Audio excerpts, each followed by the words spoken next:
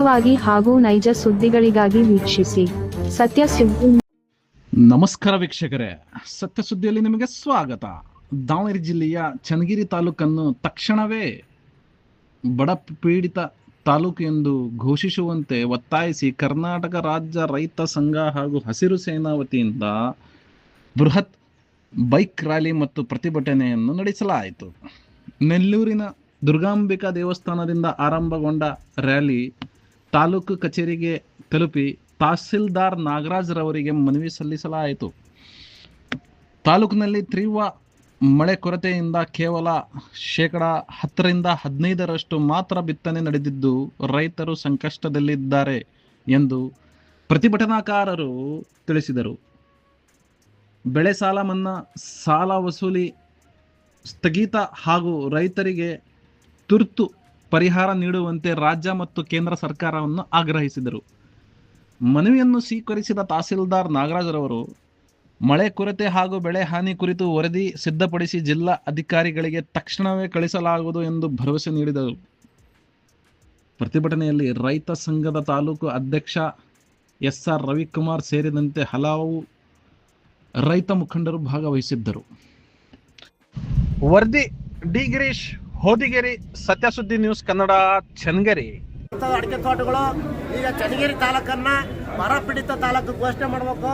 ತಹಸೀಲ್ದಾರ್ ಅವರು DC ಅವರಿಗೆ ಮತ್ತು ಸರ್ಕಾರಕ್ಕೆ ಒತ್ತು ಹಾಕಬೇಕು. ನಮ್ಮ ತಾಲೂಕನ್ನ ಬರ ಪೀಡಿತ ತಾಲೂಕು ಮಾಡ್ಬೇಕಂತ ಈಗಾಗಲೇ ಖಾಸಗಿ ಫೈನಾನ್ಸ್ನವರು ಮತ್ತು ರಾಷ್ಟ್ರೀಕೃತ ಬ್ಯಾಂಕ್ನವರು ರೈತರಿಗೆ ನೋಟಿಸ್ ಕಳಿಸೋದು, ಸಾಲ ವಸೂಲಿ ಮಾಡ್ತಾರೆ. ಮುಂದಿನ ಬೆಳೆ ಬಂದು ಅವ್ರ ಬೆಳೆ ಬರೋವರೆಗೂ ಯಾವುದೇ ರೈತರಿಗೆ ನೋಟಿಸ್ ಕಳಿಸಬಾರ್ದು, ಯಾವುದೇ ರೈತರು ಬಲವಂತ ಸಾಲ ವಸೂಲಿ ಮಾಡಬಾರ್ದು. ಮತ್ತು ರಾಜ್ಯ ಮತ್ತು ಕೇಂದ್ರ ಸರ್ಕಾರ ರೈತರ ನಾವು ಕೂಡ ಈಗಾಗಲೇ ಬೇರೆ ವಿವಿಧ ಇಲಾಖೆಗಳಿಂದ ಮಳೆಯ ಈಗಿನ ಮುಂಗಾರು ಮಳೆ ಎಷ್ಟಿದೆ, ಇಲ್ಲಿವರೆಗೂ ಮಳೆ ಎಷ್ಟಾಗಿದೆ, ಮಳೆಯ ವ್ಯತ್ಯಾಸ ಎಷ್ಟಾಗಿದೆ ಅನ್ನೋದು ಕೂಡ ಮಾನ್ಯ ಜಿಲ್ಲಾಧಿಕಾರಿಗಳ ಗಮನದಲ್ಲೂ ಇದೆ. ಅತಿ ಕಡಿಮೆ ನಮ್ಮ ದಾವಣಗೆರೆ ಜಿಲ್ಲೆಯಲ್ಲಿ ಅತಿ ಕಡಿಮೆ ಬಿದ್ದಿರುವಂತಹ ಮಳೆ ಬೀಳದೇ ಇರುವಂತಹ ತಾಲೂಕು ಅಂದರೆ ನಮ್ಮ ಚನ್ನಗಿರಿ ತಾಲೂಕು.